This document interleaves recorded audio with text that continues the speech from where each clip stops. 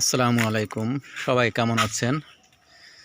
তো আজ আমি দেখাচ্ছি আমাদের গ্রামের বাড়িতে ছাদ বাগান করতেছি। মানে ছাদে একটু গাছগাছালি লাগানোর চেষ্টা করতেছি।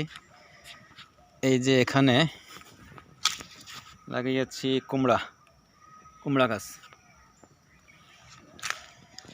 বাইরে চারপাশে জায়গা আছে অনেক, কিন্তু মানুষের মুরগিতে নষ্ট করে দেয়। আর এটা একটা বেগুন গাছ, একটা মরিচ গাছ, এই যে একটা পেঁপে গাছ, আর একটা মরিচ গাছ। আর এখানে লাগিয়েছি শসা। এখানে কি লাগিয়েছি, এখানে লাগালাম আজকেই, এটার ভিতরে লাগিয়েছি হচ্ছে চাল কুমড়া। আর এখানে দিছি পেঁপের চারা।